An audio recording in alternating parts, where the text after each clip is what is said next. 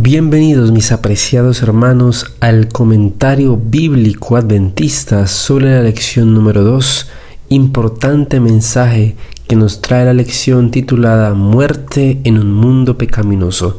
Vamos a orar para comenzar, no sin antes motivarles a que puedan suscribirse a nuestro canal Aprendiendo de Jesús y que puedan compartir este mensaje con sus amigos, familiares y personas conocidas que aún no han estado cerca de Jesús y han aprendido de Él. Vamos a orar. Padre Santo que estás en el cielo, gracias te damos, Señor, por tus bendiciones, por tus cuidados, y que por medio de este mensaje, de lo que nos dice la palabra del Señor, podamos salir reavivados y que nuestro espíritu sea cada vez más fuerte y firme en ti. En Jesús, amén. Vamos a analizar los textos claves de esta semana basados en el comentario bíblico adventista. Génesis capítulo 2 versículos 16 y 17. De todo árbol del huerto. La orden referida en estos versículos presupone que el hombre entendía el lenguaje que hablaba Dios y la distinción entre podrás y no podrás. La orden comienza positivamente, concediendo permiso para comer libremente de todos los árboles del huerto, con la excepción de uno. El derecho a disfrutar sin reserva de todos los otros árboles resalta por la forma idiomática intensiva, comiendo, comerás. Aún en toda prohibición divina hay un aspecto positivo. Versículo 17. Árbol de la ciencia del bien y del mal. Era muy precisa la limitación de esta libertad. El hombre no debía comer del árbol llamado árbol de la ciencia del bien y del mal, puesto que no había sido revelado. Es inútil especular con la clase de fruto que daba. La misma presencia de este árbol en el huerto indicaba que el hombre era un ser moral libre. No se forzaba al servicio del hombre. Podía obedecer o desobedecer. Él era quien debía decidir. El fruto en sí mismo era inofensivo, pero la orden explícita de Dios de abstenerse de comerlo colocaba aparte ese árbol como el objeto de la prueba de la lealtad y la obediencia del hombre. Como ser moral, el hombre tenía la ley de Dios escrita en su conciencia, pero se estableció una prohibición para aclarar los principios de esa ley al aplicarla a una situación específica, haciéndola así una prueba justa de la lealtad del hombre a su Hacedor. Dios era el verdadero dueño de todas las cosas, aún de las que estaban confiadas a Adán, y esto daba a Dios el derecho de reservarse cualquier parte de la creación para sí mismo. No hubiera sido irrazonable que se reservara una gran porción de esta tierra y que hubiera permitido que Adán solo usara una pequeña parte de ella, pero no es así. El hombre podía usar libremente de todo lo que estaba en el huerto, excepto un árbol. Evidentemente, el abstenerse de comer el fruto de ese árbol no tenía otro propósito sino el de mostrar claramente su lealtad a Dios. El día que de él comieres. La prohibición estaba acompañada de un severo castigo de la transgresión, a saber, la muerte. Algunos han pensado que las palabras que expresan el castigo requerían su ejecución en el mismo día en que se violaba la orden. Ven una discrepancia seria entre el anuncio y su cumplimiento. Sin embargo, el anuncio divino, el día que de él comieres, ciertamente morirás, literalmente muriendo tú morirás, significa que se pronunciaría la sentencia en el día de la transgresión. El hombre pasaría del estado de inmortalidad condicional al de mortalidad incondicional. Así como antes de su caída, Adán podía estar seguro de la inmortalidad que le era otorgada por el árbol de la vida, así también, después de esa catástrofe, era segura su mortalidad. Esto es lo que implica la declaración comentada. Más que una inmediata muerte física, Dios requería que el hombre hiciera una elección de principios. Debía aceptar la voluntad de Dios y someterse a ella, confiando en que le iría bien como resultado, o bien, si por su propia elección hacía lo contrario, cortaría su relación con Dios y probablemente llegaría a ser independiente de Él. pero la separación de la fuente de la vida inevitablemente solo podía traer la muerte. Todavía son válidos estos mismos principios. El castigo y la muerte son los resultados seguros de la libre elección del hombre de dar rienda suelta a la rebelión contra Dios. Génesis capítulo 3, versículos del 1 al 7. La serpiente. Con la serpiente aparece una nueva figura en la narración, figura que ejerció una tremenda influencia sobre la historia subsiguiente del mundo. Moisés se aparta de su descripción de las condiciones perfectas del paraíso y va a la historia de la caída, por la cual esta tierra se transformó de un mundo de felicidad, amor y perfección en un mundo de dolor, odio y maldad. Moisés deja sin mencionar el periodo bienaventurado del Edén, el tiempo pasado en completa felicidad, en el estudio de la historia natural, en el cuidado del huerto como Dios había ordenado, y en diaria comunión con el Creador en las horas frescas del atardecer. Astuta más que todos los animales, la serpiente es presentada como una criatura más astuta que otros animales. La palabra astuto se usa en la Biblia unas pocas veces para indicar una tendencia desfavorable de carácter, con el significado de ser diestro o hábil, pero generalmente se le usa en el sentido favorable de un ser prudente. Este último significado favorable pareciera preferible aquí, pues la serpiente era uno de los seres creados que Dios había declarado bueno y hasta bueno en gran manera. El mal carácter de las serpientes de hoy es un resultado de la caída y la maldición subsiguiente y no una característica de ese animal cuando fue creado. La objeción de que la serpiente no era un animal verdadero, sino un ser sobrenatural, difícilmente necesita una refutación seria en vista de la declaración explícita de que era ciertamente un animal. Sin embargo, todas las escrituras aclaran ampliamente que la serpiente misma no fue responsable de la caída del hombre, sino Satanás. Con todo, Satanás en un sentido figurado ocasionalmente es llamado serpiente, porque usó de ella como un medio en su intento de engañar al hombre. La caída de Lucifer, que había sido primero entre los ángeles del cielo, obviamente procedió a la caída del hombre. Dios, que conversaba diariamente con el hombre en el huerto, no lo había dejado en la ignorancia de los sucesos del cielo, sino lo había enterado de la apostasía de Satanás y de otros ángeles, de cuya venida debía precaverse. Adán y Eva quizá esperaban que Satanás apareciera como un ángel y se sintieron preparados para hacerle frente como a tal para rechazar sus tentaciones. En cambio, habló a Eva mediante la serpiente y la tomó por sorpresa. Sin embargo, esto en ninguna manera excusa a nuestra primera madre, aunque es cierto que ella así fue engañada. La prueba de nuestros primeros padres se permitió para probar su lealtad y amor. Era esencial para su desarrollo espiritual, para la formación del carácter. Felicidad eterna habría sido el resultado para ellos si hubieran salido indemnes de la prueba, puesto que Dios no quería que fueran tentados por encima de su capacidad para resistir.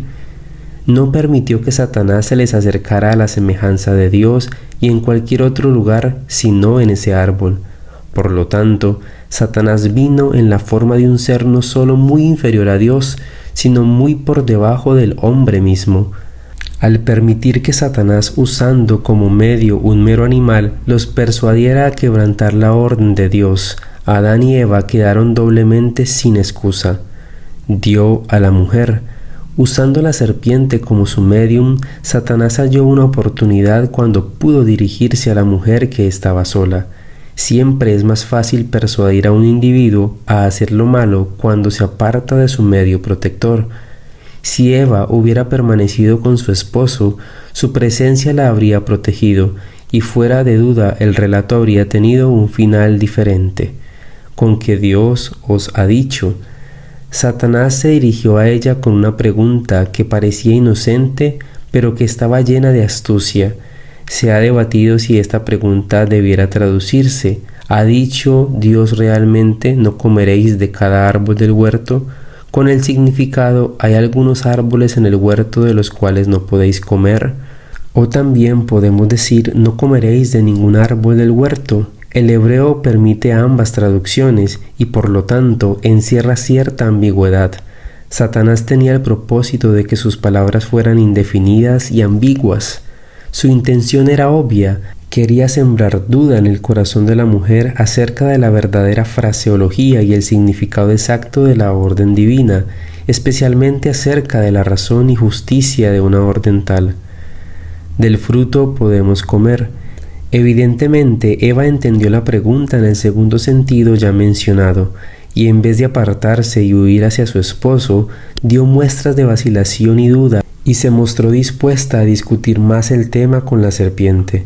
Dios declaró, «El día que de él comieres, ciertamente morirás». Eva cambió esto en «para que no muráis».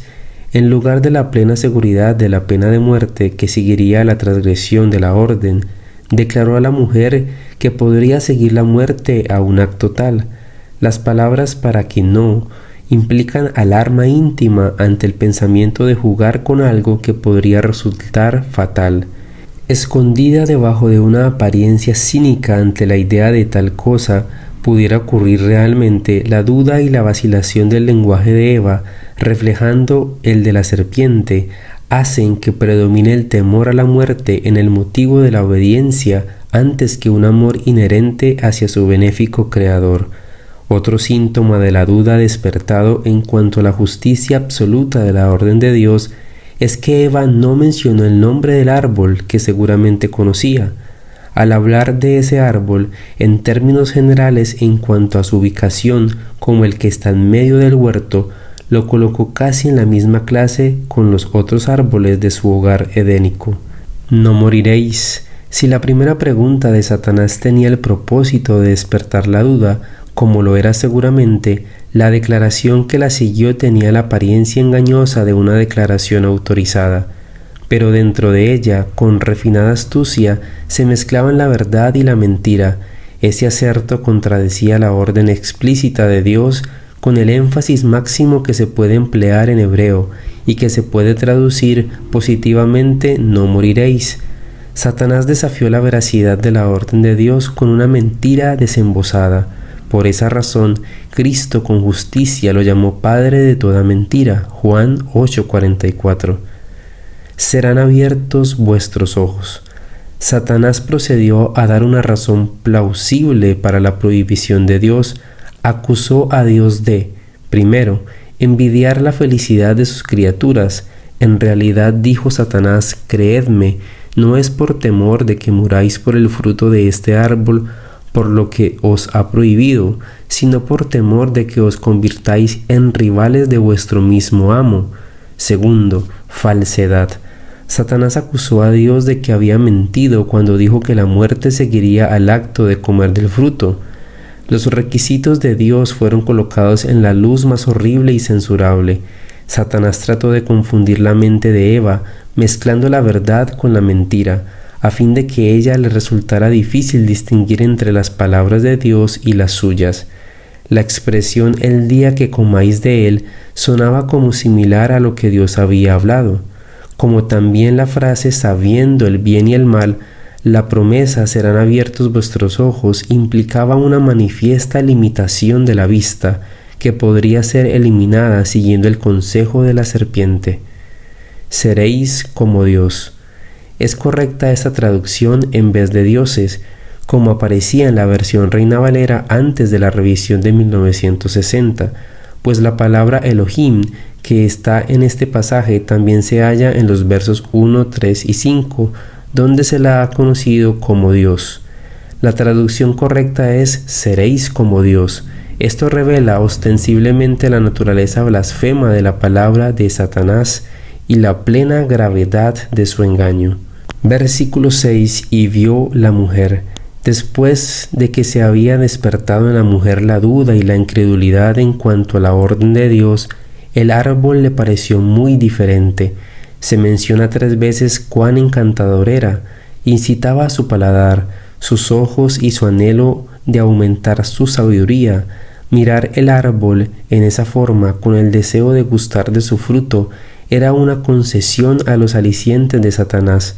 En su mente ya era culpable de transgredir la orden divina: no codiciarás. El tomar el fruto y comerlo no fue sino el resultado natural de entrar así en la senda de la transgresión. Tomó de su fruto. Habiendo codiciado aquello a lo cual no tenía derecho, la mujer siguió transgrediendo un mandamiento de Dios tras otro. Luego robó la propiedad de Dios violando el 8º mandamiento. Al comer el fruto prohibido y darlo a su esposo, también transgredió el 6º mandamiento. También quebrantó el 1er mandamiento, porque en su estima colocó a Satanás antes que a Dios, obedeciéndole antes que a su Creador. Dio también a su marido. Observando que no murió inmediatamente, lo que parecía confirmar el definido acerto del seductor: no moriréis, Eva experimentó una sensación engañosa de júbilo. Quiso que su esposo compartiera ese sentimiento con ella. Esta es la primera vez que el registro sagrado llama a Adán su marido, pero en vez de ser ayuda idónea para él, ella se convirtió en el instrumento de su destrucción. La declaración «dio también a su marido» no implica que él había estado con ella todo el tiempo, como mudo espectador de la escena de la tentación. Más bien ella le dio fruto cuando se reunió con él para que pudiera comer como ella y compartir así los supuestos beneficios, el cual comió. Antes de comer, debe haberse entablado una conversación entre Adán y Eva. ¿La seguiría en su senda de pecado y desobediencia o renunciaría a ella confiando que Dios, de alguna manera, restauraría su felicidad destruida? El que ella no hubiera muerto por comer el fruto y que ningún daño evidente le hubiera sobrevenido no engañó a Adán. Adán no fue engañado sino la mujer, pero el poder de persuasión de su esposa, unido con su propio amor a ella, lo indujeron a compartir las consecuencias de su caída, cualesquiera que fueran. Decisión fatal. En vez de esperar hasta que pudiera tener la oportunidad de tratar todo el trágico asunto con Dios, decidió por sí mismo su suerte. La caída de Adán es tanto más trágica porque no dudó de Dios ni fue engañado como Eva. Procedió ante la segura expectativa de que se convertiría en realidad la terrible amenaza de Dios. Deplorable como fue la transgresión de Eva y cargada como estuvo de calamidades futuras para las familias humanas, su decisión no abarcó necesariamente a la humanidad en el castigo de su transgresión. Fue la elección deliberada de Adán, en la plena comprensión de la orden expresa de Dios. Más bien fue la elección de ella lo que hizo que el pecado y la muerte fueran el destino inevitable de la humanidad. Eva fue engañada, Adán no lo fue. Si Adán hubiera permanecido leal a Dios a pesar de la deslealtad de Eva, la sabiduría divina todavía hubiera resuelto el dilema para él y hubiera evitado el desastre para la familia humana. Versículo 7. Fueron abiertos los ojos de ambos. Qué ironía hay en estas palabras que registran el cumplimiento de la ambigua promesa de Satanás. Fueron abiertos los ojos de su intelecto. Comprendieron que ya no eran más inocentes, se abrieron sus ojos físicos, vieron que estaban desnudos, estaban avergonzados de su presencia mutua, procuraron evadir la deshonra de su desnudez. Sus delantales de hojas de higuera eran un triste sustituto de las vestimentas radiantes de inocencia que habían perdido legalmente. La conciencia entró en acción, que su sentimiento de vergüenza no tenía sus raíces en la sensualidad, sino en la conciencia de culpa delante de Dios. Es evidente porque se ocultaron de él. Comentario bíblico adventista sobre el libro de Juan capítulo 5 versículos 28 y 29. Todos. Esta es una referencia general a la resurrección de los muertos al fin del mundo, sin hacer distinción entre la primera y la segunda resurrección. En los días de Jesús, las opiniones de los judíos estaban divididas en cuanto a la resurrección. Los saduceos negaban que resucitarían los muertos, al paso que los fariseos mantenían firmemente que eso ocurriría. Entre los judíos que sostenían la doctrina de la resurrección, indudablemente también existía la división en cuanto a quiénes estarían incluidos en ella. Los que hicieron lo bueno, versículo 29.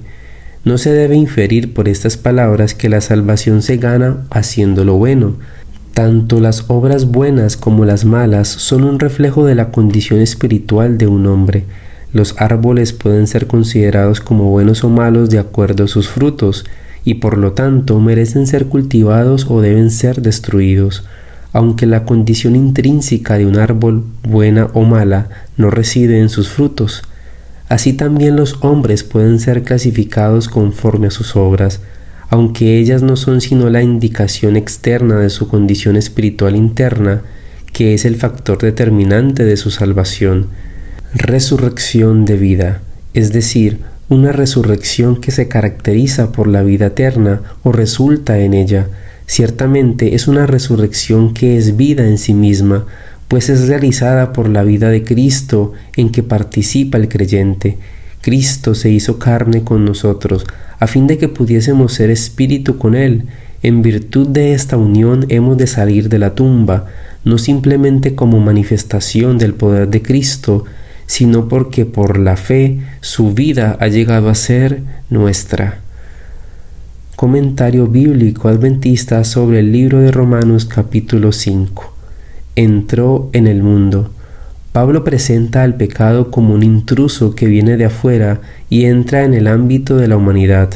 El término mundo se usa con frecuencia para referirse a la raza humana. Pablo no se ocupa del origen del mal. El primer hombre violó la ley de Dios y en esa forma se introdujo el pecado entre los hombres. Por un hombre. Con estas palabras, Pablo continúa la comparación entre los efectos del pecado de Adán y los de la redención de Cristo, pero presenta solo la primera parte de la comparación.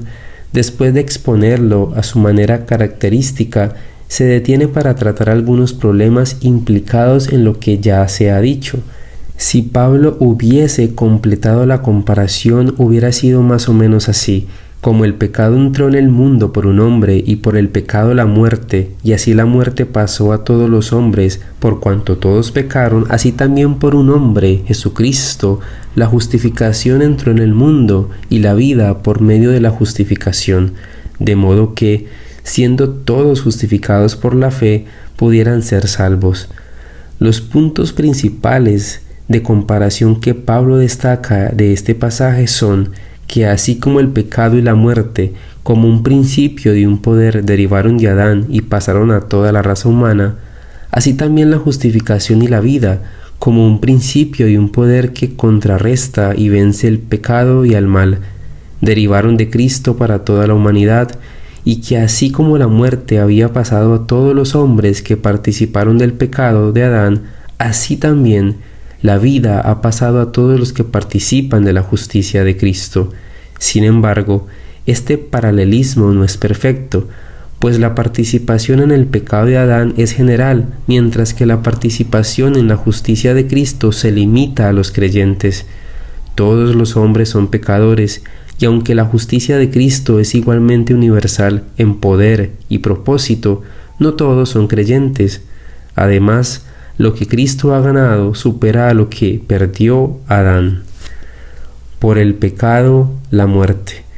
Antes de que entrara el pecado, Dios había advertido a Adán que la muerte sería el resultado del pecado, y después de que entró el pecado, Dios pronunció la sentencia: polvo eres y al polvo volverás. La Biblia habla de 3 muertes. Primero, la muerte espiritual. Segundo, la muerte transitoria, o sea, la muerte primera que Jesús describe como un sueño. Y tercero, la muerte eterna, o sea, la muerte segunda. Se ha discutido mucho en cuanto a la clase de muerte que sobrevino por el pecado de Adán, y especialmente en cuanto a la clase de muerte que ha pasado a su posteridad. Gran parte de esta dificultad se debe a que por lo general se ha tergiversado el concepto que se tiene de la naturaleza de la muerte. Sin embargo, Pablo no parece preocuparse de esos problemas en el contexto, sino que solo destaca el hecho histórico de que el pecado entró en el mundo por medio de Adán, y la muerte fue su consecuencia. Antes de la transgresión de Adán, no había pecado ni muerte en este mundo. Ambos se presentaron después. Por lo tanto, la transgresión de Adán fue la causa del pecado y de la muerte. El contraste importante radica entre la muerte como resultado del pecado de Adán y la vida como el resultado de la justicia de Cristo. El argumento de Pablo es que la dádiva de la vida y los beneficios que logró Cristo son mucho mayores más que los efectos del pecado de Adán. Si no hubiera sido por el plan de salvación, el resultado del pecado de Adán habría sido la muerte eterna, pero mediante las estipulaciones de este plan, todos los miembros de la familia de Adán, sean buenos o malos, serán sacados de sus tumbas. En este tiempo todos verán y reconocerán claramente que los que se pierdan eternamente sufrirán solo por causa de sus propios pecados. No podrán culpar a Adán por su destino. Los que hicieron lo bueno, que por fe aceptaron la justicia de Cristo y la hicieron suya, saldrán a resurrección de vida. La segunda muerte no tiene potestad sobre estos, pero los que hicieron lo malo, los que han rechazado la justificación en Cristo y no han alcanzado el perdón por medio del arrepentimiento y la fe, saldrán para resurrección de condenación, recibirán el castigo de la transgresión, la paga final del pecado, Romanos 6:23, la muerte segunda. Todos pecaron. Cuando Adán y Eva se rebelaron contra Dios, no solo perdieron su derecho al árbol de la vida, lo que resultó inevitablemente en su muerte y en la transmisión de ésta a sus descendientes, sino que por causa del pecado también se depravó su naturaleza, con lo cual disminuyó su resistencia al mal. De esa manera, Adán y Eva transmitieron a su posteridad la tendencia al pecado y al sometimiento a su castigo, la muerte. Por su transgresión, el pecado se introdujo como un poder infeccioso en la naturaleza humana antagónica a Dios, y esa infección ha continuado desde entonces. Debido a esa infección de la naturaleza humana que se remonta al pecado de Adán, los hombres deben nacer nuevamente. En cuanto a la transmisión de una naturaleza pecaminosa de padre e hijo, debiera tenerse en cuenta lo siguiente: es inevitable que los hijos sufran las consecuencias de la maldad de sus padres, pero no son castigados por la culpa de sus padres a menos que participen de los pecados de ellos. Sin embargo, generalmente los hijos siguen los pasos de sus padres. Por la herencia y por el ejemplo, los hijos llegan a ser participantes de los pecados de sus progenitores. Las malas inclinaciones, el apetito pervertido, la moralidad depravada, además de las enfermedades y la degeneración física, se transmiten como un legado de padres a hijos hasta la tercera y cuarta generación. No conoció pecado. Es insondable misterio que Jesús pudiera venir a este mundo como un ser humano y fuera tentado en todo según nuestra semejanza, pero sin pecado. Nunca cometió un pecado en palabra, en pensamiento o en hecho. A través de toda su vida se abstuvo de toda forma de pecado. En esta tierra vivió una vida santa, incontaminada y pura, y siempre estuvo consciente de estar en armonía con la voluntad del Padre. Cristo, el ser sin pecado, tomó a la humanidad pecaminosa en su cálido corazón de amor y experimentó las tentaciones que nos acosan, pero no fue vencido por ellas en el más mínimo grado. Se identificó con los pecadores sobre la cruz cuando llegó la hora por la cual había venido al mundo. Fue ofrecido para llevar los pecados de muchos y se convirtió en el Cordero de Dios que quita el pecado del mundo. Qué bello mensaje, qué importante mensaje de salvación, mis apreciados hermanos. Es este momento, es hoy, es ahora donde tú y yo debemos tomar una decisión para vida eterna. Si aceptamos la muerte de Cristo, si aceptamos ese acto de salvación que se nos fue dado por gracia, y que podamos aferrarnos de la mano del Señor para avanzar juntos hacia la Canaán celestial. Dios te guarde, Dios te bendiga y te prospere siempre. Recuerda que oramos por ti, oramos por nuestra familia del canal Aprendiendo de Jesús y por cada uno de ustedes para que podamos cada día estar más y más aferrados a Dios.